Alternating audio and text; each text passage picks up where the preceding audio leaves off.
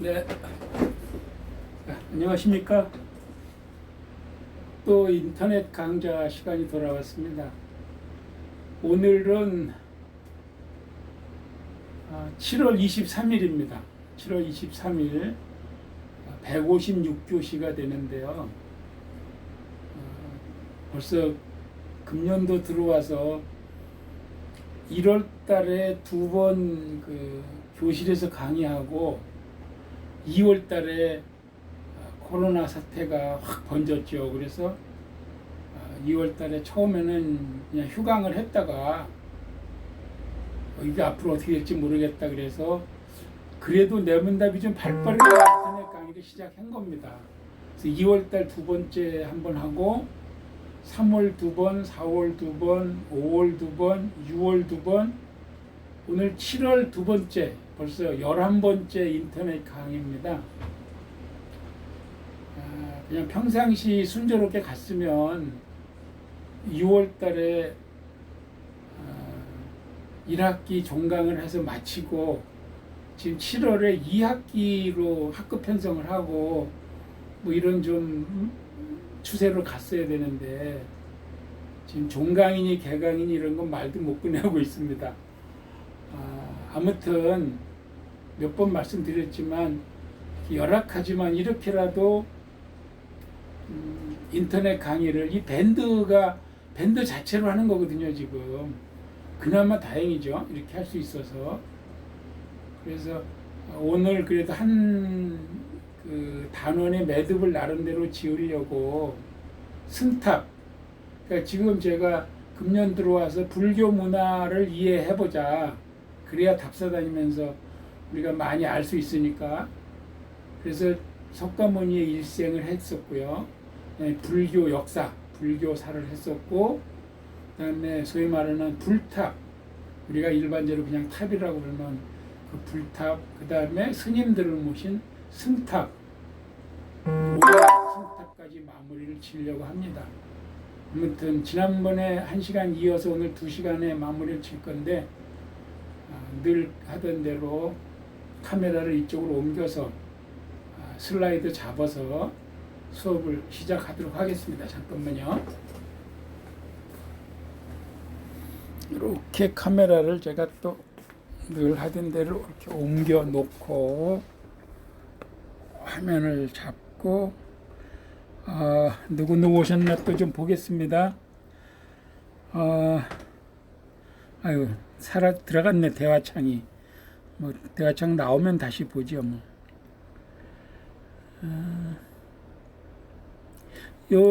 오늘 156교시인데 참 내문답 그래도 꾸준히 지금 진도 나가고 있습니다. 그죠? 요 큰 사진은 지난번 평일답사 갔을 때 경기도 파주하고 고양시 갔는데 윤관장군 묘소입니다. 윤관장군. 윤관장군 묘 앞에서 이분은 이제 고려 때 분이죠. 조선 때가 아니고. 그 다음에 요 옆에 사진은 용미리, 마에 이불, 석불이 두 분이죠.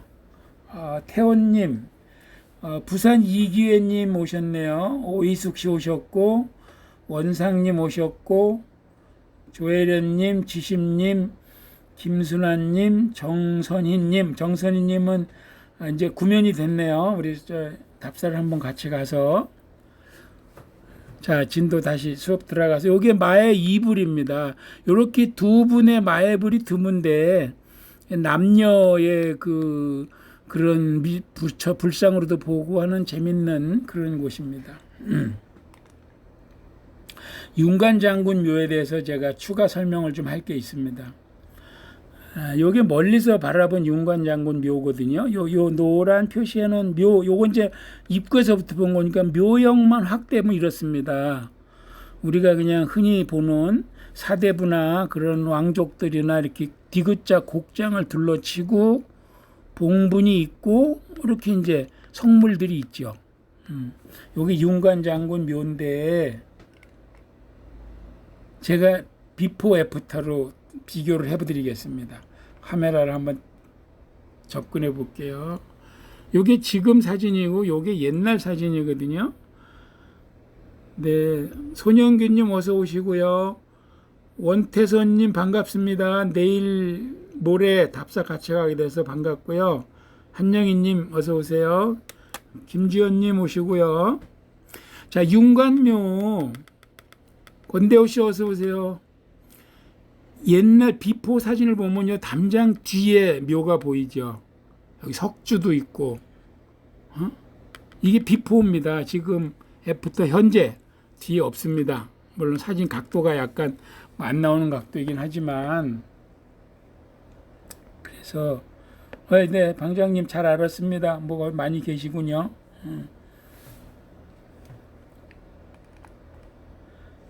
이게 그 유명한 윤관 장군 묘소에 얽힌 파평윤 씨와 청송심 씨의 400년 산송입니다. 산송이라 그러면 송사라 그러죠. 우리가 재판. 산이 송사에 걸리니까 묘자리 때문에 재판을 400년 했다는 겁니다. 요게 옛날 사진입니다. 옛날 사진. 윤관묘 뒤에 다른 묘가 있죠. 이상한 묘. 요 묘가 바로 직상공에서 찍은 사진인데, 윤관장군 묘 뒤에 심지원 묘, 그다음에 심지원 할아버지, 심지원 아버지 해서 그 일가 묘가 여기에 있었습니다. 요게 이제 해결이 됐는데 그게 400년 걸렸다는 거죠. 참 우리나라 이 유구한 산송 가문들 간에. 들장님 어서 오세요. 고려시대 때 윤관 장군이 죽어서 당시 임금 고려지요. 고려 임금 예종이 여기에 정해져서 묘를 썼습니다.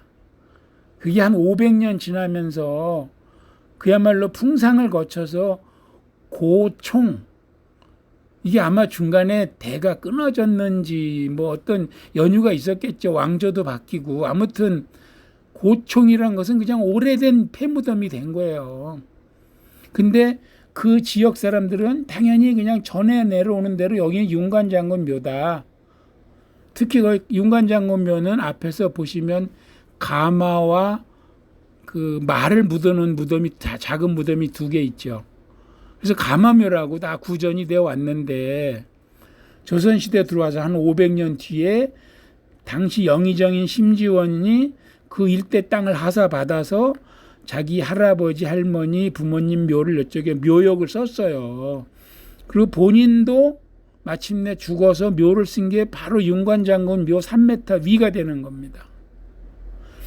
그러고 또 한 100년쯤 지났는데 파평윤 씨 문중에서 보니까 여기 웬 묘가 서 있거든요. 자기네 윤관장군 묘 바로 위에. 그래서 그 묘를 파다가 보니까 심지원 묘까지 가다가, 그리고 또 남의 묘를 왜 파냐 그래서 심씨들하고 폭력 사태로 치고받고 한 거죠. 그래서 당시 관할 군수인 고향 군수에 고발을 했다는 겁니다. 그랬는데 고향 군수나 그 위에 파주 목사나 다 그 파평윤 씨 가문의 인척인 거예요. 그러면 이게 판결 못 하거든요. 지금도 현대에도 재판관이, 판사가 피고나 원고와 연결이 되면 재척 사유가 되잖아요. 아무튼 그래서 이게 영조 임금까지 올라가요. 임금이 이거 화해해라 너희들 그랬는데, 윤 씨 가문이 계속 상소를 올려서 임금이 친히 신문을 하고 형장을, 곤장도 치고 유배를 보냈는데 윤희복이 사망을 할 정도로 불복을 하는 거죠. 그래서 두 문중 그대로 제사를 지내도록 하라. 그래서 어떻게 그냥 현상 유지가 됐어요. 영조 때. 그랬다가 얼마 전인 1969년 정도 돼서 우리가 이래서 되겠느냐 그래서 양쪽 집안이 화해 증서를 작성하고 그 사이에 담을 싼 거예요. 윤관장군 묘 뒤에, 심기원 영의정 묘 앞에. 그랬는데 시간이 가다 보니까 청송심 씨 집안에서는 담을 싸니까 자꾸 그늘이 지고 앞을 딱 막은 거잖아요. 담을 싸니까. 그게 다시 또 불화가 일어나기 시작을 한 거예요. 그래서 결국은 15년 전인 2005년에 다시 회의를 해서 윤씨 문중에서 그 오른쪽, 그러니까 문중 입장에서 보면 왼쪽이죠. 왼쪽 산자락을 내주고 나머지 묘소를 다 옮겨갔습니다. 2008년도에. 그래서 400년 걸린 산송이 해결이 된 그야말로 전무후무한 이런 파평윤 씨와 청성심 씨 가문의 산송 스토리가 윤관장군 묘소에 있는 건데요. 그 묘를 옮기는데 요게 이제 심지원 묘, 영의정 심지원의 묘입니다. 요게. 근데 여기 심지원의 며느리가 또 누구냐면 효종, 딸 숙명공주, 옹주도 아니고 공주예요. 정비의 딸. 막강했죠. 심씨 문중도. 여기서 이제 그 영의정 묘를 최초로 발굴했다. 그래서 경기도 박물관하고 심씨 일가들이 다 모여서 개토제를, 이 원래 무덤을 땅을 팔려면 다시 개토제를 지냅니다. 이렇게. 그래서 할아버지 묘도 파고, 파보니까 이렇게 여기는 단단한 거, 이게 뭐냐면 회격이라 그래서 회격. 옛날 사대부들 무덤은 다 이렇게 했습니다. 뭐냐면 산물, 세 가지 물건, 석회, 가는모래, 황토를 3대 1대 1로, 옛날엔 시멘트가 없었으니까요. 섞어서 물에 개서 이렇게 딱 바르면 시간이 갈수록 점점 단단해지는 겁니다. 이래 도굴도 못합니다, 이게. 그래서 이렇게 파내본 그런 경험이 있었고요. 심지원 묘도, 심지원은 3인 합장이에요. 그래서 3인 합장도 어떻게 묻었는지를 공식적으로 파본 경우가 별로 없어요. 그래서 가운데 남편 심지원은 머리가 조금 북쪽으로 더 튀어나왔고 이렇게 돌출이 됐고, 두 부인은 전 부인 안동권 씨 왼쪽에, 후 부인 해평윤 씨 오른쪽에 조금 내려가서 이렇게 이런 모양으로 묻었고, 똑같이 여기 회격으로 얼마나 단단한지. 이게 그 윤관장군 묘 뒤에 담미고, 여기 바로 그냥 3m니까 여기 바로 비석이 있는 거죠. 이렇게 해서 윤관 묘소를 그냥 윤관장군 묘구나 이렇게만 보고 오는 것보다는 이런 심지원하고 얽힌 400년 송사, 그래서 옮겨간 심지원 묘소 우리가 평일답사 때 다 보고 왔습니다. 그래서 요거는 이제 옮겨간 심지원 묘소죠. 그 옆자락으로 옮겨갔고요.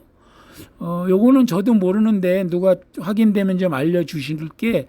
심지원 묘소의 여기 묘소 앞에 묘비가 이렇게 파손이 된 상태로 그냥 돼 있더라고요. 요게 영의정 심지원이고 전부인 후부인에서 세 사람이 묻었다는 건데, 물론 무덤 앞에는 다시 이렇게 비석이 있긴 한데 초입에 이렇게 부셔진 비석을 굳이 세우는 이유는 저도 확인하지 못했습니다. 자, 그 지난번 평일답사 갔다 온 얘기 잠깐 했고요.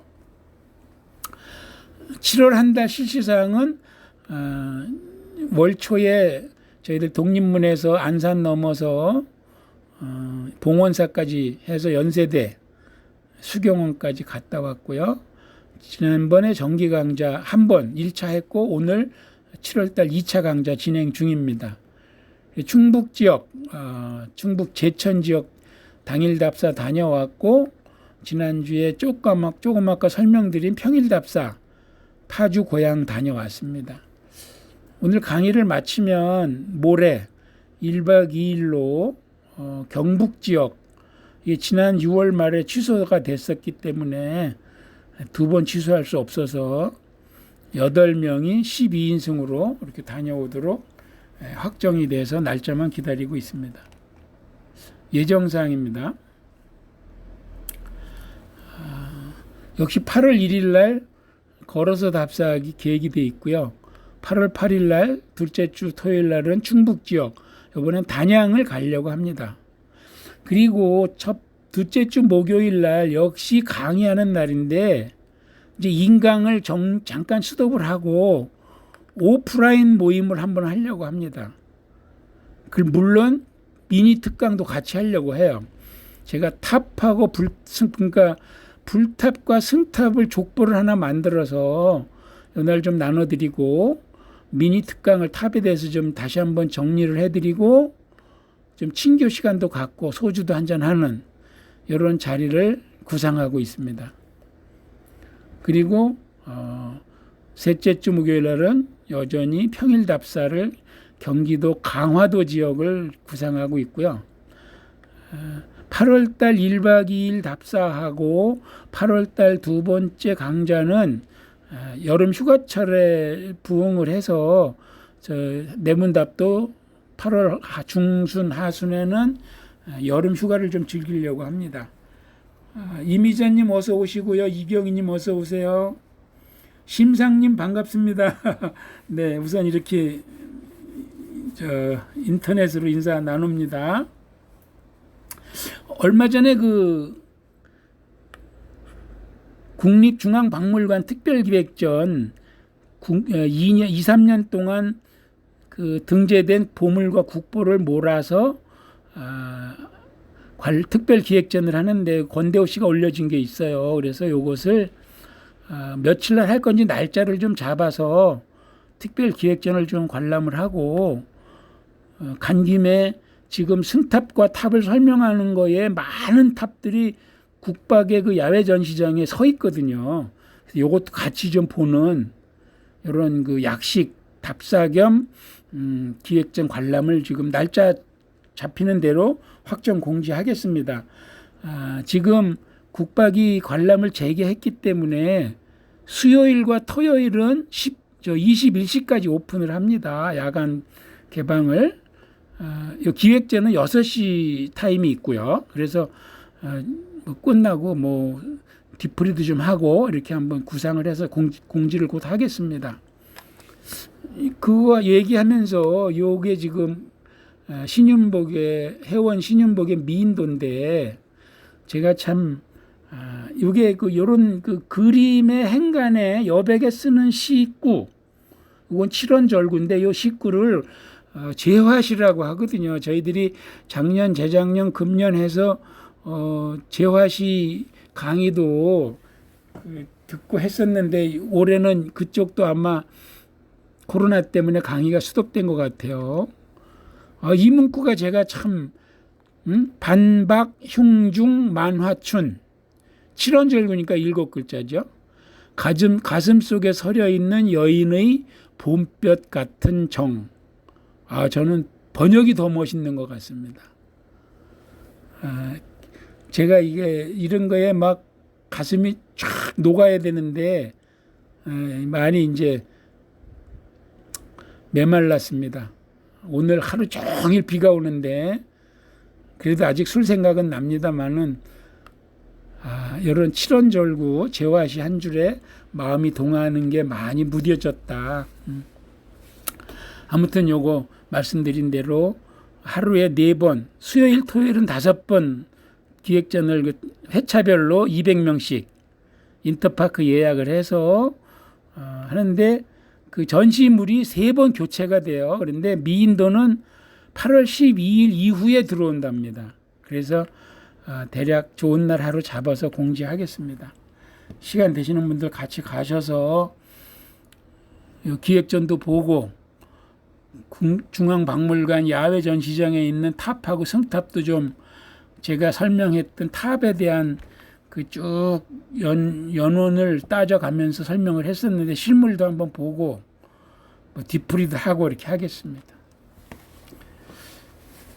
제가 지금 스페셜로 오늘 승탑을 마무리하면 불탑과 승탑을 묶어서 한번 특별 답사를 하려고 합니다. 여러분들 기억을 하시겠지만 2년 전에 110년 만에 무더위가 찾아온 재작년 여름에는 한국의 산사 9곳이 유네스코 등재가 돼서 저희들이 그 무더운 여름에 이거 다 돌아봤죠. 또 작년에는 한국의 서원 7곳이 등재돼서 또 여름에 다 이게 6월 말에 등재가 되다 보니까 7월 8월에 저희들이 전국을 다녔습니다. 올해는 코로나 때문이기도 하고 우리가 또 마땅히 좀 좋은 아이템을 못 올렸는지 세계유산에 추가 등재가 없습니다. 한국이. 그래서 특별히 이슈가 없는데 승탑을 마치면 제가 불탑하고 승탑을 한번 중점 답사를 해보려고 합니다. 그래서 둘째 주에 8월 둘째 주 강의는 미니 특강으로 오프라인 모임 겸 해서 제가 총괄 마무리를 한번 하고 9월 중에 이제 날짜를 구상 중에 있는데 확정은 아닙니다. 그랬는데 대략 횟수로는 3번, 한 번 갈 때마다 뭐 2박 3일 가든지 아무튼 9일간 해서 경주, 그다음에 전남, 그 구산 선문 다 봐야 되니까 기타 충청도고 강원도 지역 이렇게 해서 3번 나눠서 좀 불탑과 승탑만 쭉 그 연도별로 순서대로 찾아가 보는 그런 거 하겠습니다. 네, 김정흥님 반갑고요. 윤화숙 씨 어서 오세요. 서원 7개가 뭐가 어때요?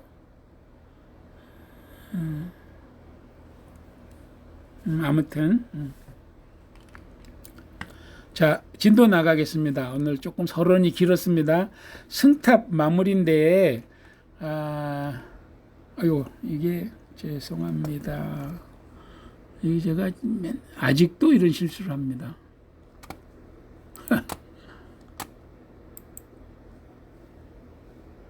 여기서 넘겨야 되는데, 네. 자, 승탑은 원래 부처님 사리를 묻은 탑은 뭐 굳이 불탑이라고는 하지 않는다고 그랬죠. 그냥 탑 그러면 되는데 상대적으로 스님들 고승 대덕 스님들의 사리를 묻은 탑을 승탑이라고 합니다. 그래서 굳이 구분한다면 불탑과 승탑으로 나눌 수 있다. 그러나 불탑은 지극히 당연하게 부처님 사리이기 때문에 그냥 탑이라고 하면 된다. 네, 그렇게 우선 상대적인 개념을 보고요. 신서영님 반갑습니다. 지난번에 걷기도 같이 하시고 바로 이런 거죠. 승탑. 요건 이제 승탑이 모여 있으니까 승탑, 요새는 승탑 원이라고 한다고 그랬죠. 옛날에 이걸 부도밭이라고 그랬습니다. 승탑과 탑비가 이렇게 있고 요거 멋스럽게 이렇게 잘 꾸며놓은 대흥사, 해남 대흥사 승탑원입니다. 자, 요 말씀 드린 대로 승탑 또는 옛날에는 부도라 그랬는데 고승의 살이나 유고를 안치하는 묘탑이다. 부도라고 하는 게 잘못된 것이다 하는 거죠. 처음에 그냥 습관적으로 부도라고 했는데 부도 자체가 부처님이라는 뜻도 있기 때문에 부처님의 사리를 모신 것과 스님의 사리를 모신 것을 구분하자 해서 지금은 모든 스님들 탑은 승탑이라고 합니다. 그래서 불탑은 제가 누차 아주 이제 외울 수 있죠.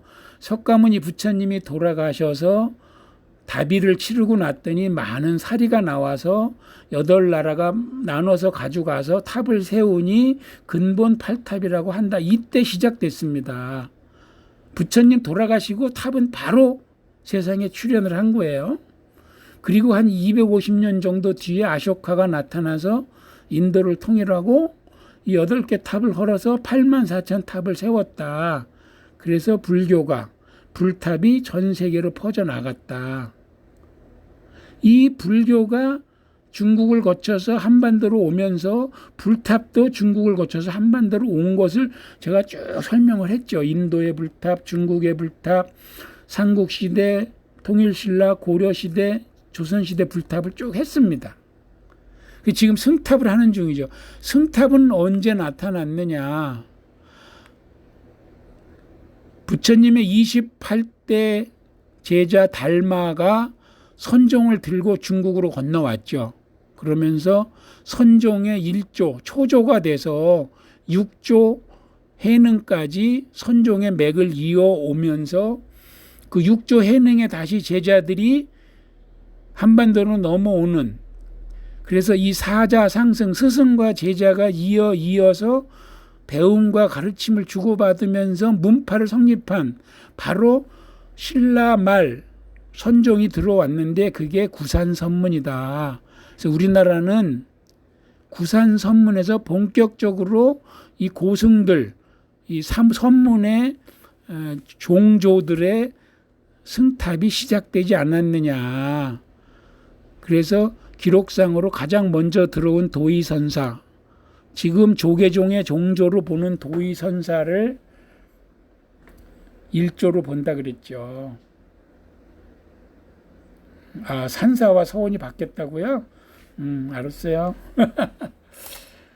네, 행진님 반갑고요. 조혜련 씨도 반갑습니다. 지금 지난 시간 복습하는 겁니다.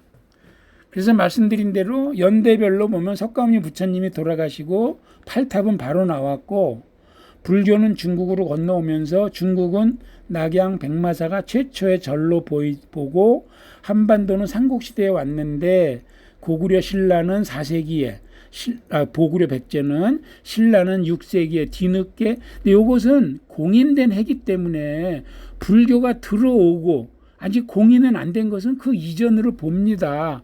근데 이건 연도가 몇 년이라고 딱히 할 수 없기 때문에. 그리고 중국에는 불교의 두 번째 파도 달마가 선을 들고 왔다 그랬죠. 양무제 때. 그리고 수당에 이르러서 중국의 불교는 중흥기를 맞이했다. 그러면서 이 달마 대사를 이어서 2조, 3조, 4조, 5조, 6조 해능 스님까지 선종의 6조가 이어왔으며, 그 조계 해능이 제자 회양, 마저도일, 백장 회회나 서당 지장 두 사람한테 공이 스승으로 모신 제자가 신라의 도의선사다. 이분이 이분들한테 배워서 선종을 가지고 신라로 돌아왔다. 그때 중국은 당나라 때다. 여기 한 장으로 본 그 불교의 요약사라고 할까요? 이렇게 보시면 되겠습니다. 자, 그러면 이제 지금 승탑을 설명하는 겁니다. 이제 인도의 승탑은 어떤 게 있었을까? 이 불탑은 근본 8탑은 현재 남아 있는 게 없죠. 흔적으로 보이는 2개소가 있다고는 하지만 탑으로는 남아 있지 않습니다. 그런데 산치대탑, 이것은 아쇼카 대왕 때의 고탑이죠. 요게 산치대탑입니다. 요거는 불탑이죠. 근데 산치대탑이 다른 말로는 산치1탑이라고 하고, 조금 작은 규모의 2탑과 3탑이 있는데, 요 3탑에는 사리존자와 목련존자의 사리가 들어가 있다고 전해집니다. 그럼 요게 사리탑이 되는 거죠. 어떤 승탑이죠. 요건 부처님 탑이고 요거는 스님 탑이죠. 부처님의 10대 제자 중 이 두 제자님은 부처님보다 먼저 돌아가셨어요. 그 부처님이 말년에 슬픈 일 3가지 중에 하나, 사리불과 목련불이 먼저 돌아간 거죠.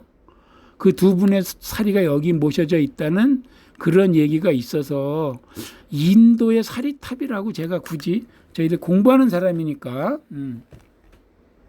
중국의 그럼 승탑은 인도, 중국, 한국으로 왔으니까 이 사진은 중국 남경, 난징이죠. 남경의 서하사, 이 절은 중국의 4대 명찰로 들어가는데 사리탑입니다. 언제? 589년 수나라 수문제가 혼란하던 중국을 재통일하고 602년에 중국의 83개 주에 각각 사리탑을 세웠는데, 그중 남경 서하사에 세운 사리탑이 팔각 7층, 높이는 15m다. 하단 기단부에는 부처의 일생을 그린 팔상도를 새겼고, 탑신부에는 문수 보현보살하고 사천왕을 새기고 문비가 있고, 7층이니까 하나, 둘, 셋, 넷, 다섯, 현재는 5개만 보이는데, 아무튼 그래서 이것은 현존하는 사리탑 중 최대, 가장 크다는 거죠. 그다음에 수당 시대의 강남 최고의 석조 예술이다, 이런 평을 받고 있습니다.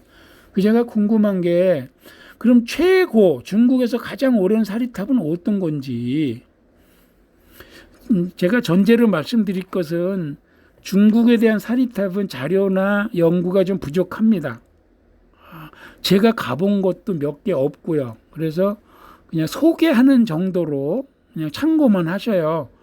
그리고 우리나라 사리탑으로 넘어올 테니까 요거는 현재 아마도 가장 오랜 사리탑이지 않을까라고 보는 구마라집 사리탑입니다. 서안에 있는 초당사라는 절인데 벽돌 건물로 지은 보호 비각 안에 우리나라 팔각 원당형 비슷하죠. 사각 지대석에 하대, 중대, 상대의 이 기단부는 원형입니다. 몸체는 팔각입니다. 지붕은 사각이고 간단하지만 상륜부가 있습니다. 문비가 보이죠. 문비. 당겨볼까요? 익숙한 모습입니다. 우리나라 승탑들하고. 구마라집 사리탑인데 구마라집이 누구냐 하면 우리나라 불경이 인도의 고어, 버머라고도 하는 산스크리트어를 한자로 번역을 했죠. 이게 우리나라로 와서 번역이 다시 되는 거죠. 그걸 많은 사람들이 번역을 하고 수많은 불경이 나왔는데 그중 베스트 4명을 꼽는데 그중 1번이 구마라집입니다. 2번이 진제, 3번이 우리가 잘 아는 현장 스님이죠. 4번이 불공, 2번하고 4번은 저도 잘 모르겠어요. 구마라집은 저도 약간 들어봤고 현장 스님은 우리가 너무나 잘 알고 있죠. 서유기의 주인공 삼장법사. 사실 이분들이 다 삼장법사입니다. 율경장에 능한 스님들을 삼장법사라고 하는 거죠. 아무튼 이것이 중국 최초의 가장 오래된, 그러니까 최초라기보다 현재 남아있는 것 중에 가장 오래된 승탑으로 보는 겁니다. 그러면 잘 알려진 현장 스님은 승탑이 없을까요? 있습니다. 어디에? 서안에 가면 그 대안탑이라고 유명한 탑이 있는데 그 대안탑 있는 절 말고 한 20km 떨어진 지역에 흥교사가 있답니다. 이 흥교사에 현장법사, 가운데 이 큰 탑이 현장법사 탑이고요. 원측 규기 두 제자가 좌우에 작은 사리탑이 있는데 21m고 이게 7m라고 합니다. 근데 이 원축은 신라분이래요. 신라의 천재 스님이랍니다. 여기 규기. 이 두 사람 나이가 한 20-30년 나는 이 신라 스님이 더 연장자인데 사실은 중국에서는 이 규기 스님을 더 정통 제자로 손꼽고 이 스님 얼마나 구박했는지 몰라요. 신라 스님을. 아무튼 이 현장법사와 규기 스님이 유식종, 우리가 얘기하는 모든 법은 식에 있다, 아는 데 있다. 그래서 이건 법상종, 법상유식종 같은 그 종파로 불리는데 우린 좀 낯설죠. 아무튼 요 현장법사가 나이로 보면 제가 잠깐 백을 해볼게요. 요 오조 흥인 스님하고 나이가 비슷해요. 태는 연도가 600연대 요때입니다. 그 현장법사도. 그래서 이미 저 때에 승탑이 이렇게 있어요. 300년대 승탑도 있으니까. 그러면 1조에서 6조 해능까지는 승탑이 남았나 봤는데 지난번에 설명했죠. 5조 홍인 스님하고 6조 해능 스님은 그러니까 1, 2, 3, 4조는 얘기가 없습니다.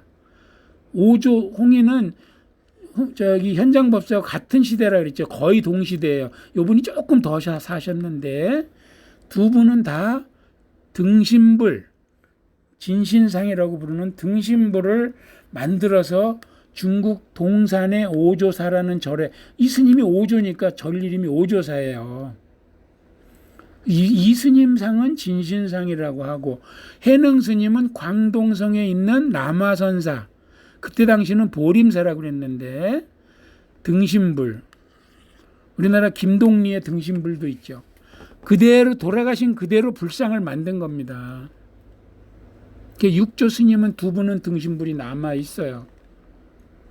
그러면 한반도의 고승은 어떻게 됐느냐? 제가 그때 원효대사는 소상을 만들었다 설명했죠. 누가? 아들 설총이 아들입니다. 제가 이거 설명하면서 그때 말이 꼬여가지고 설총의 엄마가 누구냐? 원효공주라고 제가 혀가 꼬여서 요석공주죠. 요석공주. 원효가 요석과 합방을 해서 설총을 낳지요. 그래서 원효 스님 속성이 설씨입니다. 설총이 일설에 의하면 돌아가신 아버지를 다비를 치르고 나온 재로, 원래 이 소상이라는 게 진흙으로 만든 흉상, 동상을 말하는데 그걸로 아버지 상을 만들고 자기가 죽을 때까지 모셔놓고 공경하고 예배했다 라고 전해지고, 세월이 한참 지나서 고려 말 이련 스님이 삼국유사를 쓸 때도 분황사에 원효 스님 소상이 있었다, 대각국사 의천도 가서 봤다, 이런 기록이 쭉 나왔다 그랬죠. 그래서 우리나라도 원효 스님은 소상을 등신불인지 아닌지는 모르지만 아무튼 그 소상을 만들었다는 기록이 있어요. 그러면 승탑은, 그럼 우리나라 승탑은 언제 누가 나왔느냐? 삼국시대에 불교가 전해졌으니 그때 그럼 승탑이 없었을까? 삼국유사에 승탑 기록이 있긴 합니다. 백제와 신라의 기록이 있기는 한데 문제는 남아있질 않다는 겁니다. 그럼 남아있는 것 중에 가장 오래된 승탑은 제가 말씀드린 대로 아까 그 구산선문, 도의선사가 들어오면서 시작된 구산선문의 종조들, 파별로 그 산문별 고승들 승탑이 우리 한반도에서 가장 오랜 시초가 되는 남아있는 것 중에서 승탑으로 지금 보여지는 거죠. 그랬는데 아까 얘기한 삼국유사에는 누구라고 나와 있느냐? 원광법사, 신라의 원광법사가 화랑한테 세서고개를 전해준 분이죠. 그 다음에 백제에는 해현 스님이 각각 부도를 세웠다, 이런 기록이 삼국유사에는 있으나, 그러니까 삼국시대에도 이미 부도가 있다는 말이죠. 근데 실물이 전해지지 않는다, 안타깝게도. 그럼 전해지는 것 중에 가장 오래된 부도는 현재 자타가 공인하는 가장 오래된 것은 원주 흥법사지 염거화상탑입니다. 이 염거화상은 도의국사의 제자입니다. 그랬는데 한쪽에서는 이 도의국사의 승탑이라고 추정된다고 하는 탑이 있긴 있어요. 그러면 염거화상탑은 그 탑에서 탑지 기록이 나와서 정확하게 몇 년도에 어떻게 되고 한 게 나와 있고, 이거는 확실한 1번 제가 얘기했죠. 그 스승인 도의국사는 추정되는 1번이죠. 스승이니까 당연히 이것이 맞다면 당연히 1번인데 맞는지 확증이 없는 거예요. 추정만 있지. 그리고 신라의 원광과 백제의 해연 스님은 부도를 세웠다고는 하나 남아있지는 않는다로 제가 정리를 했는데, 경주에 원광법사 사리탑이 있다고 우긴다 그러면 너무 저속한 표현이고 해서 이것도 참 난감한데 소개는 했죠. 그래서 어디에? 경주 북쪽에 금곡사라는 절에 3층 탑이 있는데, 이 3층 탑을 보면 제가 조금 당겨 볼게요. 이 다 새로 만든 탑인데 1층 몸돌에 이렇게, 여기 1층 몸돌에 검게 보이는 부분이 옛날 거라는 겁니다. 전해지는 이 하얀 부분을 새로 맞춰서 짠 거예요. 짜집기. 이게 원광법사의 부도다. 그렇게 해서 문화재 자료로 지정을 해서 경주 금곡사지에 가면 지금 요런 3층 탑이 있어요. 기회가 되면 제가 모시고 가겠습니다. 그래서 다시 정리를 해보면 한반도에서 가장 오래된 승탑은 아무튼 원광법사 승탑이라고 주장하는 경주 금곡사의 3층 석탑, 그 다음에 도의선사의 승탑이라고 추정하는 양양에 있는 진전사지, 이게 승탑이죠. 도의선사 승탑. 우리가 말하는 석탑의 기단부에 팔각 승탑 탑신을 올려놓은 모습, 추정되는 1번. 그 다음에 명실공히 인정되는 1번은 염거화상의 승탑. 요거는 국박에 있습니다. 국립박물관 가면 보실 수 있도록 제가 그랬는데, 이 탑은 이름이 길다 그랬어요. 왜? 전흥법사지 염거화상 탑. 국보입니다. 이거 우리나라 최초 승탑은 국보입니다. 염거화상탑인데, 염거화상은 흥법사하고 연결이 안 되거든요. 설악산 억성사, 지금 설리먼지로 전해지는 곳에 있었다고 전해지는데, 여기 누가 얘기하냐면 이 염거화상탑을 관리하던 일제 때 관련자들이 그렇게 얘기를 해서 전해지는, 어디 흥법사라고 전해지는 염거화상탑, 이름이 좀 길게 그렇게 됐습니다. 여기서는 탑지가 나왔어요. 금동에 쓴 탑지가 신라 문성왕 6년에 돌아가신 염거화상탑이다. 이때가 석가모니 부처님 돌아가신 지 1804년이 지났다. 이렇게 나온 탑지 자체가 지금 보물입니다. 이 탑지 보물은 춘천박물관에 있습니다. 그래서 염거화상탑이 명실공히 우리나라의 가장 오랜 승탑으로 인정받은 바로 요 팔각 원당형이라 그랬죠. 기단부, 자 보셔요. 지대석 깔고 기단부 하대, 좀 오목하게 중대, 다시 상대, 받침돌을 세우고 몸돌, 지붕돌, 상륜부는 남아있지 않습니다. 이 팔각 원당형의 아주 심플한 모습이죠. 국보입니다. 그래서 우리나라 승탑을 제가 두 가지로 말하면, 도의선사탑은 추정되는 1번, 그 제자 염거화상탑은 확실한 1번, 양양에 있고 국박에 있습니다. 그 다음에 그 염거화상의 제자 보조선사가 이렇게 1대, 2대, 3대가 구산선문 중에 가지산문 보림사입니다. 장흥에 있는. 그래서 이 보조선사 탑비는 장흥 보림사에 있습니다. 그러니까 이 3대는 기구하죠. 도의선사는 양양에 있고, 염거화상은 국박에 있고, 보조선사는 장흥 보림사에 있는데, 사실상 보조선사가 처음으로 장흥 보림사 산문을 열었어요. 그랬는데 자기 아버지 스승, 할아버지 스승을 빼고 내가 1조라고 할 수 없다. 그래서 도의선사 1조, 염거화상 2조, 자기는 3조가 된 겁니다. 요게 보림사에 있는 3조 보조선사 승탑, 탑비. 이제 요때부터는 탑과 비석이 1세트로 이제 등장을 하죠. 이후 모든 승탑은 탑과 탑비가 2조 1세트입니다. 그래서 이 비석이 없으면 누구 탑인지 몰라서 이름이 이제 그냥 지역이나 절 이름으로 바뀌죠.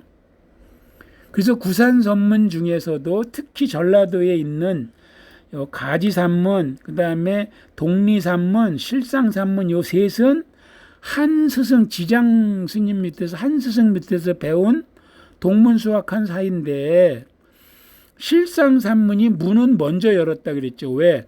같이 배웠는데 실상산문은 1조가 바로 문을 열었어요. 다시 정리를 해드리면, 가지산문이 도의선사가 들어오긴 제일 먼저 들어와서 우리나라 조계종의 종조인데, 1조, 2조, 3조에 가서 절집이 문을 열었죠. 그랬는데 같이 배운 홍척 스님은 들어오자마자 당신이 문을 열었어요. 그러니까 가장 먼저 문을 연 산문은 지리산 남원에 있는 실상사고요. 가장 먼저 들어온 산문은 가장 먼저 오신 스님은 가지산문의 도의선사입니다. 그 개념을 그래서 이 세 분은 동문수학한 그래서 전남에 가면 세 절을 같이 둘러보는 그런 스케줄을 제가 가지고 있습니다. 그래서 지금 얘기한 실상사는 요거는 이제 제가 연도 비교하려는 거고 홍척과 수철화상 1대 2대의 두 분의 승탑과 탑비가 각각 보물로 남원 실상사에 있습니다. 지금 지난 시간에 한 거 복습하기 때문에 제가 좀 빨리빨리 합니다. 그리고 이때부터는 이 탑이 홍척국사 승탑 우리는 그렇게 부르지만 나라에서 탑 이름을 내려줍니다. 창성탑, 응료탑, 무슨 탑 이렇게 탑의 이름을 지어줍니다. 그리고 이것은 응료탑비 이런 식으로 그것도 이제 변화되는 모습인데 요거는 비석에 몸돌이 남아있지 않아서 지붕돌하고 귀부가 바로 얹혀 있고 거북 문양이 조금 낯설죠. 아무튼 실상사의 1조 그리고 그 제자 수철화상 2조 요것도 실상사 안에 있는데 요것은 거북 등에 얹혀 있지 않고 네모난 받침 등에 얹혀 있는 다른 좀 심플한 형태의 탑비가 둘 다 보물입니다. 그 다음에 세 분이 같이 배웠다는 독리산문 곡성 태안사 여기는 해철 스님과 윤다 스님인데 여기도 이거는 뭐 비교하려고 하는 거 통과. 해철 스님과 다 윤다 스님도 절에 그냥 승탑과 탑비가 같이 있습니다. 근데 이 탑비는 비신이 파손된 걸 다시 세운 거예요. 여기 없는 건데. 그래서 그런지 이거는 보물로 지정이 안 됐다. 그리고 이것은 조륜 청정탑이라는 이름을 받았다. 점점 멋스러워지죠. 세련돼지고. 얼마나 멋있습니까? 그 제자, 윤다, 광자대사, 승탑과 탑비 이것도 비석이 부러져서 지붕돌과 받침석이 붙어 있습니다. 비석이 많이 부러져요. 그리고 문경의 희양산문 여기는 지증대사, 정진대사 외에 많은 스님들 있는데 1년에 한 번만 문을 연다 그랬죠. 그래서 지증대사, 적조탑 이름이 적조탑이에요. 보물인데 비석이 국보입니다. 왜? 최치원이 쓴 사산비명이라. 최치원이 4군데 산문의 비명을 써줬는데 그게 그중 셋이 국보예요. 비석이. 지금 이것도 몸돌이 막 깨질라 그래서 이렇게 철근으로 받치고 샤시처럼 틀을 짜서 보호하고 있습니다. 몸돌이 가장 취약합니다. 그 다음에 정진대사 승탑. 근데 이것은 산에 있고 이건 산 아래에 있다 그랬죠. 그리고 간 김에 보니까 함어당, 환적당 이 두 분은 조선시대 스님입니다. 그러니까 대가 지금 한참 넘어갑니다. 그때는 이렇게 좀 슬림한 사이즈로 해서 요 몸돌에다가 함허 득통탑 이렇게 써놓는 거죠. 지경지탑 그러니까 비석이 없어도 누구 건지 아는 겁니다. 그 다음에 복림산문은 폐사지가 냈는데 폐사지가 3군데인데 그중 가장 좀 안 좋다 그랬죠. 남아있는 게. 그랬는데 그 복림사의 승탑은 지금 이것도 국박에 와 있습니다. 보월능공탑. 탑비도 국박에 있는데 딱 부러져 있고 근데 이것은 수장고에 들어가 있는지 우리가 볼 수 없다. 그 다음에 성주산, 보령, 대천이죠. 보령 성주산문 거기도 무염국사가 있는데 낭해화상이죠. 이분은 승탑이 또 아쉽게도 안 남아있고 비석은 아까 얘기한 사산비명의 2번째인데 이것도 국보입니다. 3번째가 쌍계사에 있고요. 4번째는 쌍계사도 국보입니다. 4번째가 경주 승복사지 폐사지에 있는데 그거는 다 그 훼손이 돼서 국보가 아닙니다. 그 다음에 경주, 요것도 폐사지인데 사굴산문, 거기에 범일국사, 승탑, 점점 더 뭔가 꾸밈이 많아지죠. 근데 이분은 탑비가 안 남아 있어요. 이게 2종 1세트인데 그 대신 우리나라에서 제일 큰 단관지주가 이쪽에 있다 제가 말씀드렸고요. 그 다음에 사자산문 영월 법풍사, 여기도 그 절 안에 철감복사, 이건 그 절 안에 있지 않고 이것도 약간 번지수가 복잡한데, 사자산문 철감국사는 화순 쌍봉사에 있었어요. 그리고 그 제자 절중국사가 이 흥령사에 올라와서 열어서 1조는 지금도 쌍봉사에, 흥령사 강원도 영월 흥령사에는 2조가 있습니다. 그래서 1조는 쌍봉사에, 그러니까 아까 그 세절 말고 전라도 가면 이 쌍봉사도 봐야 됩니다. 이것도 국보예요. 승탑이 아주 승탑 중에 두 번째 국보입니다. 아까 1번 국보하고 요게 두 번째 국보. 그다음에 여기도 비석 몸돌은 깨져서 머릿돌하고 귀부가 바로 붙어 있는, 비석은 많이 안 남아 있어요. 근데 다행스럽게도 비석의 그 글씨 내용은 다 기록으로 보존이 돼서 해석이나 그 유래는 다 히스토리를 알고 있는 거죠. 요거는 쌍봉사에 있습니다. 그리고 영월에는 2조 징요대사 승탑과 탑비가 있는데 웬일인지 승탑은 문화재 지정이 안 돼 있다? 퀘스천. 한번 확인해 보겠습니다. 그래서 구산선문은 고려 말에서 신라 말에서 고려 초에 완성이 되거든요. 그 나말 여초의 대표적인 승탑들. 그 다음에 이제 고려시대를 들어와서 고려시대를 대표하는 승탑 많습니다. 100개가 넘으니까 다 설명할 수 없어서 제가 유명한 폐사지, 경기권에 있는 여주 고달사지에 2개, 그 다음에 원주에 있는 거돈사지, 법천사지, 흥법사지가 있는데, 고달사지에 국보승탑이 하나 있는데 이게 탑비가 없어요. 누구 건지를 몰라. 그래서 이름이 고달사지 승탑으로 그냥 절 이름을 주었고, 그 제자로 보는 원종대사는 승탑과 탑비가 있어요. 그 다음에 거돈사, 법천사, 흥법사는 다 원주에 있는데 재밌다 그랬죠. 세 분의 승탑은 다 국박에 와 있습니다. 그리고 탑비는 다 현지에 있습니다. 재밌죠? 그래서 요거는 나중에 현장 답사를 한번 제가 따로 이렇게 할 계획입니다. 그래서 고달사지에 있는 국보 승탑, 이 승탑 중에 가장 베스트 오브 베스트로 보는 건데 중대석의 조각이 대단하다 그랬죠. 그 다음에 저 탑비가 없습니다. 저 승탑은. 그 다음에 원종대사 승탑은 승탑과 옛날에는 이것도 탑비가 비신이 없고 머릿돌과 비좌만 있었는데 지금은 비석을 새로 깎아서 끼워 넣습니다. 지금 가면 이렇게 돼 있습니다. 그 다음에 거돈사지는 현장에는 비석만 있고 승탑은 국박에 있습니다.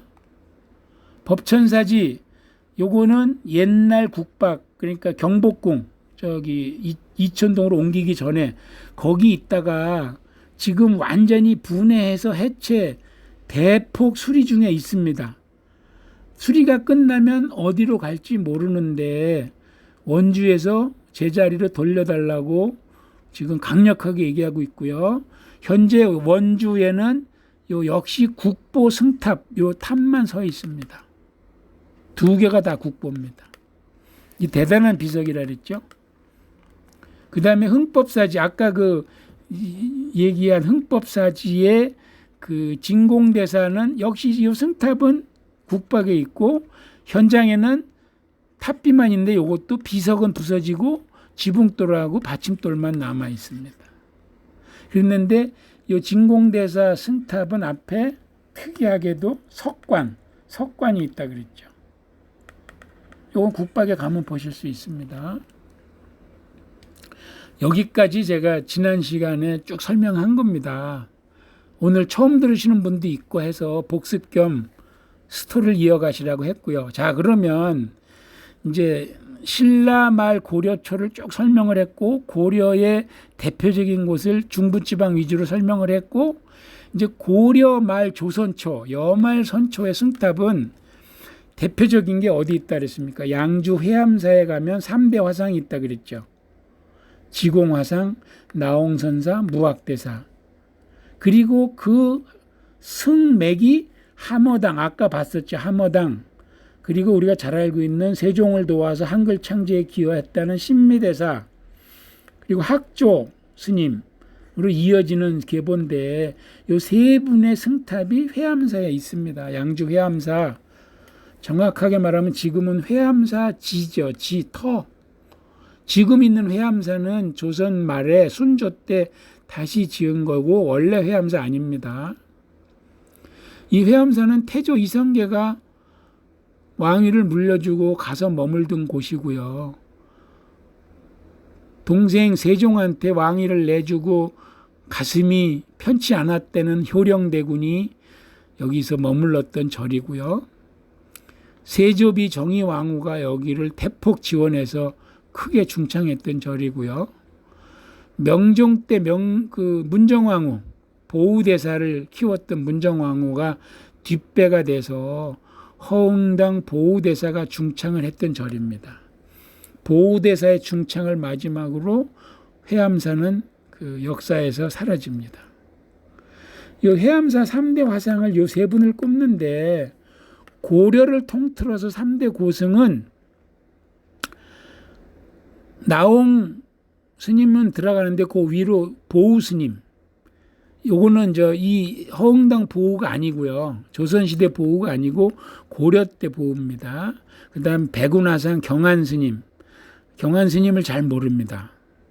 해근하고 보우는 비교적 잘 아는데 이 경한 스님은 또 대단히 유명한 분입니다. 이 세 분을 고려시대 3대 고승으로 제가 참고로 그냥 설명했습니다. 이 3대 화상을 설명하다가 보니까 그 세 분의 승탑을 알아봅시다. 회암사는 아까 말씀드린 대로 이 지공화상은 사실 인도 분이에요. 천축국에서 오신 스님, 원나라, 그 당시 중국은 원나라입니다. 원나라를 거쳐서 우리나라에 왔다가 원나라에 가서 돌아가셔가지고 사리를 받아와서 모신 거예요. 그 제자가 나홍선사, 돌아가시곤 선가국사가 됐죠. 그 나홍의 제자는 무학대사, 이성계를 도와서 조선을 건국했죠. 나홍이 죽고 나서 무학대사는 잠적을 합니다. 고려 왕조를 등지고. 이성계가 어느 날 찾아와서 꿈을 물어보죠. 석가래 세 개를 지고 갔다. 그러니까 왕이 될 거라고 얘기해 줬다는 그분이죠. 이 나홍이 얼마나 유명한 사람이냐 하면 4년 동안 우왕 때니까 완전 고려 말이죠. 중권 불사를 하고 회향이라는 것은 이제 엔딩입니다. 엔딩. 불사를 마치고 마무리를 하고 큰 제를 올리려고 하는데 임금명이 밀양으로 가라. 왜? 이 나홍선사의 법명이 너무 떨쳐서 이 스님이 큰 회향을 연다고 하니까 전국의 아녀자들이 수만 명이 몰려와서 산문을 막아버렸답니다. 그래서 나홍이 왕명에 의해서 밀양으로 가다가 여주 신륵사에서 결국 돌아가시죠. 그래서 신륵사에서 열반에 들어요. 그래서 이 나홍 스님은 이 승탑이 사리탑이 회암사에도 있고 신륵사에도 있습니다. 잠시 회암사 설명을 했고요. 이게 바로 지공화상 그 3대 중에 첫 스승이죠. 인도 스님이라는 지공화상의 승탑, 그 세 분의 승탑이 나란히 있는데 이 스님이 중간에 있습니다. 원래 제일 위에 있어야 되는데 이상하게 나옹이 위에 있어요. 그래서 지금 요 승탑이죠. 팔각 승탑입니다. 아주 심플한, 여기는 이제 약간의 뭐 제대가 있고 미니급 제대가 있고 사각 석등이 있죠. 팔각 석등이 조선의 사각으로 넘어가는 그런 모양입니다. 요게 위에서 나옹화상 그 승탑에서 내려다보고 찍은 건데, 지공화상의 승탑, 작은 제대, 그리고 요것은 석탑, 그리고 요 앞에 탑비가 있죠. 그래서 다 요거는 유형문화재고 요건 문화재 자료입니다. 그리고 요거는 알 수 없는 뭐 지붕돌하고 뭐 한두 개가 석조물이 여기 남아 있습니다. 여기 공민왕 21년에 돌아가셔가지고 몇 년 뒤에 세운 겁니다. 그리고 나옹선사가 돌아가셔 세운 게 몇 년 안 돼요. 스승하고 세운 거는. 그래서 전체적으로 비슷비슷하죠, 모양이. 승탑 조금 당겨 볼게요. 요게 나옹선사 승탑입니다. 받침이 있고요. 팔각인데 약간 원형이죠. 몸돌, 지붕 팔각에 상륜부 있고, 역시 사각 석탑 앞에 있고, 특이한 거는 이 나옹선사 탑비는 옆에 안 있고 조금 떨어진 산등성에 있는데, 요거는 보물입니다. 지금 보물 387호인데 현재 요거는 모이탑 비석입니다. 80년대에 산불이 나서 다 깨졌어요. 비석이 등산객의 실수로 산불이 나서 어떻게 됐다? 이거 그 당시 깨진 모습들입니다. 그래서 다 성형 수술을 해서 지금 아마 조계사 불교박물관에서 보관하고 있다고 그래요. 이게 참 특이한 비석인데 멋스럽죠. 이게 당나라 비석 형태랍니다. 지붕돌 따로 안 하고 이렇게 그냥 몸돌 위 상부를 바로 용을 새겨서 지붕처럼 하고, 여기에다가 선각, 왕사, 비명, 요거는 이제 전서체로 제목을 쓰고, 이 비문은 보기 드물게 예서체로 썼다고 그래요. 그리고 요 밑에는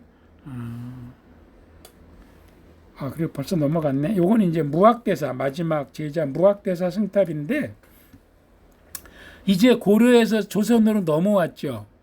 무학대사 승탑은 조선시대 승탑을 통틀어서 가장 뛰어난 걸작입니다. 승탑이 보물이고 석등도 쌍사자가 바치고 있는 앙징스러운 석탑인데, 꼭 우리가 흔히 보는 왕족들, 임금들 태실 같죠. 요거는 무학대사 승탑입니다. 보물입니다.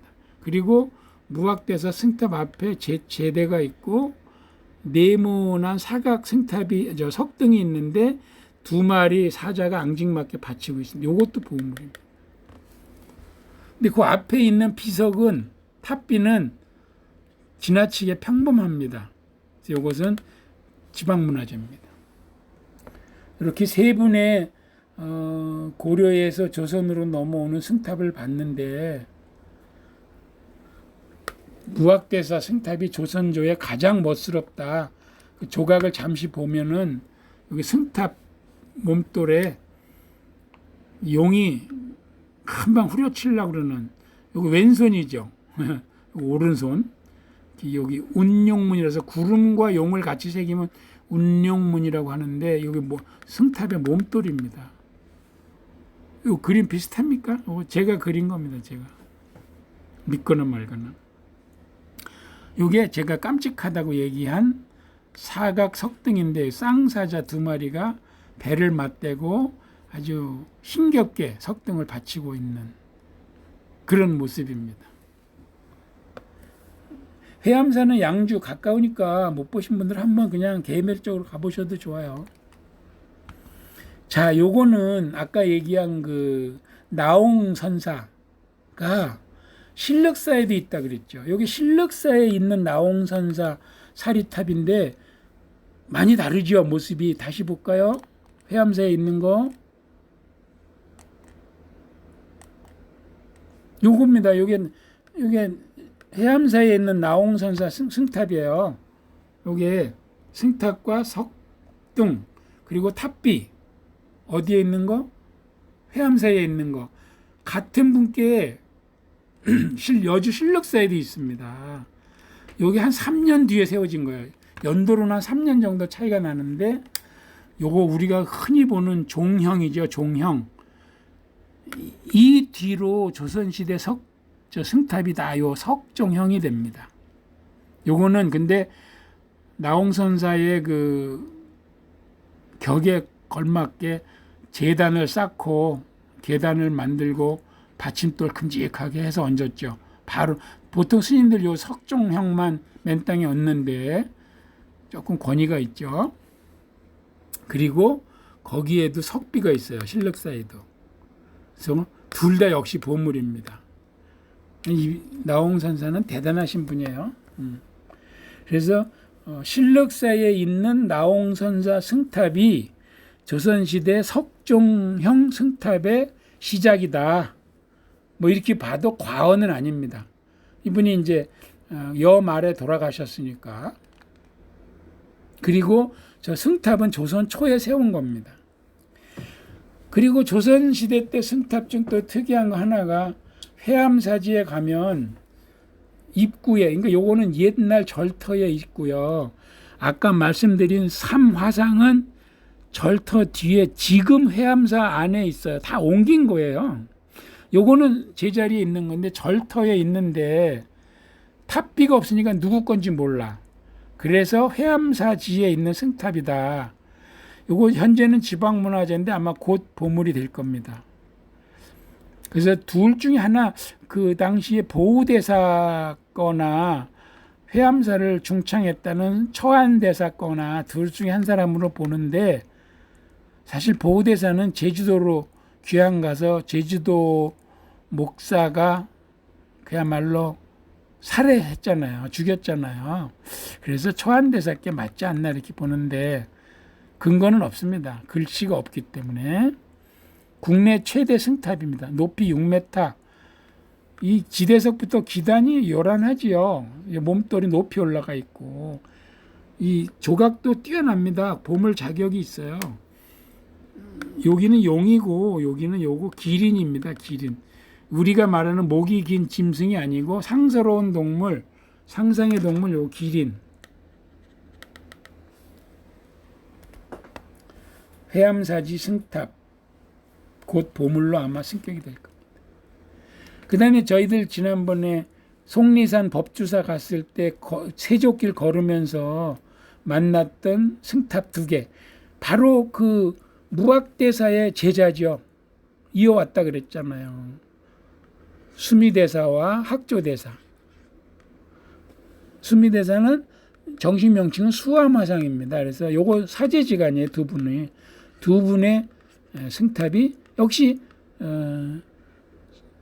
팔각 원당형의 기본 틀을 유지하면서 있는 조선시대 아주 조선 초기죠. 두 분 세종조 때 유명한 그 두 분 스님의 승탑이 복천사죠. 법주사 산내 암자 복천사 옆에 있습니다. 그래서 조선시대 승탑은 대략 여기까지만 제가 다 뭐 나머지 조선시대 막 사명대사 승탑도 아까 말씀드린 그 대흥사에 가면 있고 막 하지만 다 일일이 예를 들면 한도 끝도 없어서 그 뒤로 조선시대 다 이런 이게 다 종형이죠. 조선시대 종형 승탑들 조금씩 모양은 달라지지만 다 이런 모양으로 이제 조선시대에는 종형 또는 돌로 만들었으니까 석종형 승탑으로 이어집니다. 제가 아주 길게 그 스토리텔링 식으로 말씀을 드렸는데 결론을 좀 내보겠습니다. 그래서 저희들이 보고 있는 승탑은 크게 3가지 형태로 나눠볼 수가 있는데요. 그 구산선문 때 들어와서 시작된 팔각 원당형, 그리고 조선시대 때 정착된 종형, 그 중간에 뭐가 있냐면 변형된 형태가 있습니다. 팔각에서 종형으로 갔지만 변형된 방형은 네모꼴이라는 겁니다. 네모꼴. 오륜형이 좀 특이한데 또 모양을 보시면 알 거예요. 그래서 팔각 원당형은 그 나말 여초 때 구산 선문 그 고승들 거 그대로 그냥 아까 설명한 거 보시면 됩니다. 이런 거죠. 화쌍봉사 철감선사탑, 태안사 적인선사탑 이렇게 조금 당겨 볼까요? 바닥에는 우선 지대석을 깔아야 되죠. 땅에 받침돌을 깔고 하대, 좀 오목하게 잘록하게 중대, 상대, 또 상대 위에 몸통을 받쳐야 되니까. 그리고 여기 하대에는 통상 이렇게 사자들, 또 여기 안상, 여기 또 악년, 연꽃이죠. 똑바로 핀 연꽃. 그리고 뭐 좀 호화로운 건 여기 막 난간무늬도 넣고 그러죠. 그다음에 여기 몸돌에는 문비도 넣고 좌우에 뭐 사천왕성도 넣고 지붕돌은 석조지만 목조 지붕, 한옥 지붕을 아주 그대로 리얼하게 나타낸다 그랬죠. 그리고 여기에 이제 상륜부 간단하게 집어넣고 여기에 때로는 막 그 여러 가지 조각을 갖다 붙이는 거죠. 네, 윤신영님, 박민선님 반갑습니다. 그래도 오셔서 고맙고요. 팔각 원당형입니다. 역시 마찬가지로 가장 아주 기본이 되는 듯한데 막 조금씩 이제 들어갑니다. 보면은 하대, 중대, 상대에 요런 구름무늬 우리 그 옛날에 화분 받침 수반 모양 같은 게 막 하나씩 들어갑니다. 하대, 중대, 상대인데 하나가 더 들어가죠. 또는 막 상대에도 뭐 하나 더 들어가고 막 이런 또 여기에 어떤 우리가 말하는 상상의 새, 극락조 이런 게 들어가죠.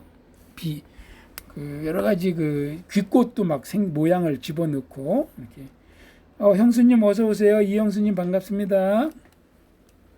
자, 두 번째가 이제 변형된 승탑. 우선 그 중에 하나가 방형, 네모난 형이죠. 팔각에서 네모로 가는 겁니다. 또는 아까 우리가 지금 100% 분해 조립한다는 지광극사탑이 대표적인 거고 여주 고다사지 승탑은 뭐 실물을 봅시다. 이게 네모형이죠. 사각형. 네모잖아요. 드물게도 사각, 몸돌도 사각, 또 지붕돌마다 커튼형.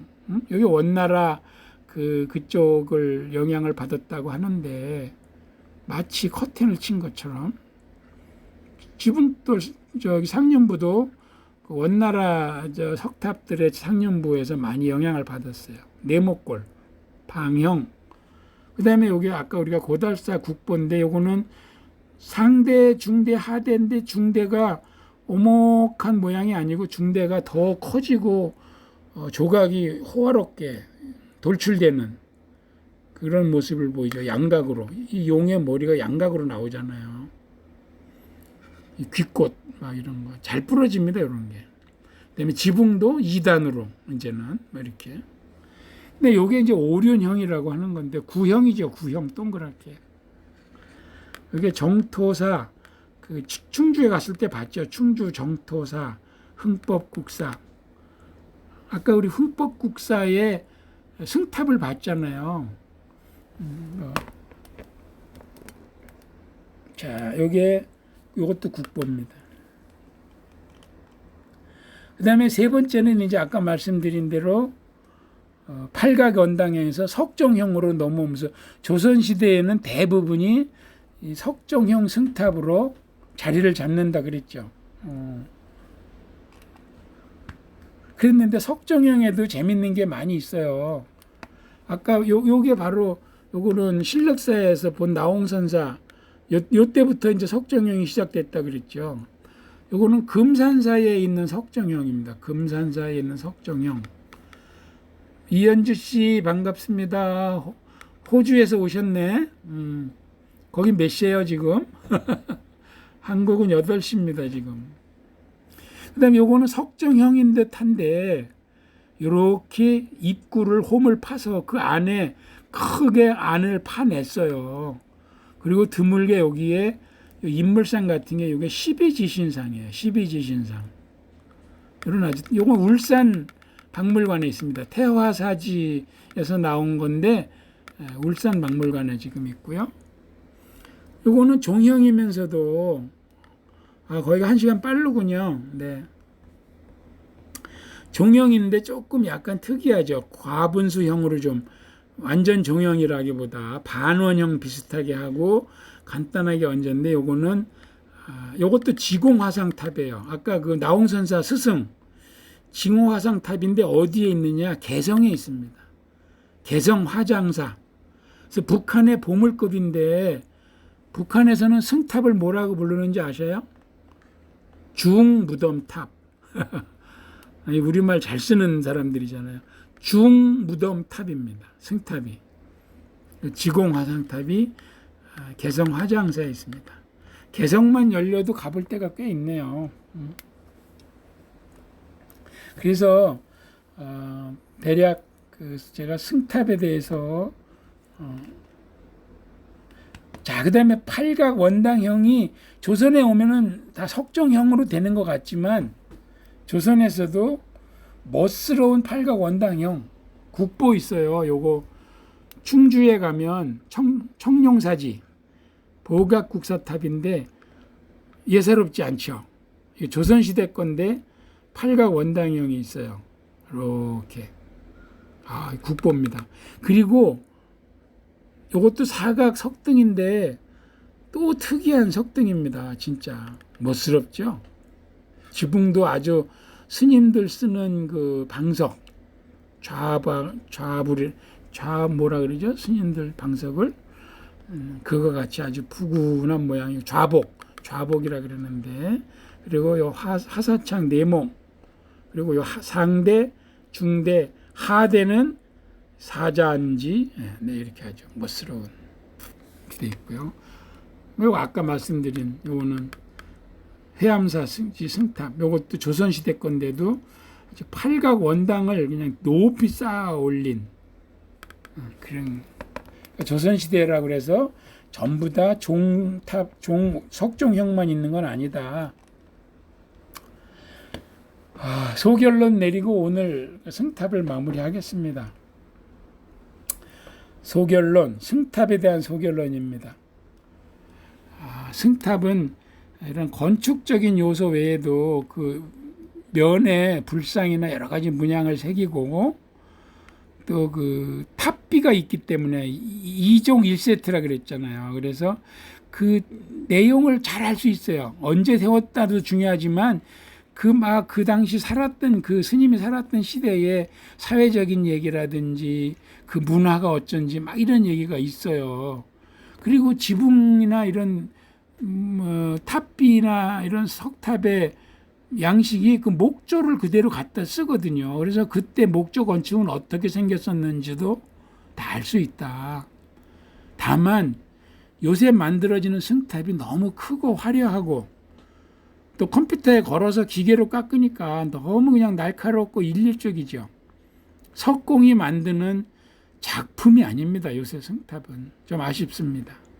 그리고 아까 말씀드린 대로 옛날에는 그저 습관적으로 부도라고 불렀는데 부도는 붓다를 한자로 쓴 거다. 붓다는 부처다. 그래서 승탑으로 부르는 게 맞다.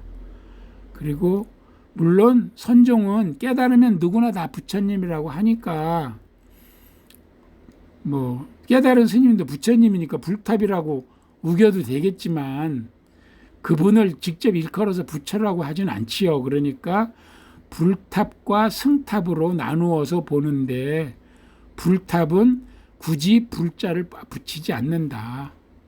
승탑만 구분해서 스님을 모신 걸 승탑이라고 한다.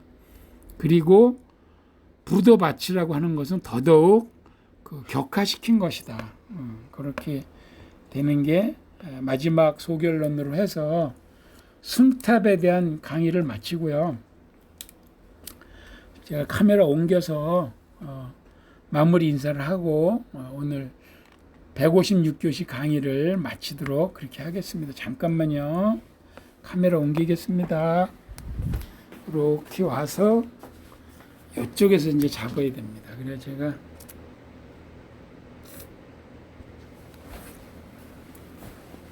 네, 긴 시간 잘 들어주셔서 고맙고요. 오늘도 30명 넘는 분들이 오셔서 라이브로 들어주셨어요. 그래서 제가 또 바로 동영상 캡처해서 다시 보기 올려놓겠습니다.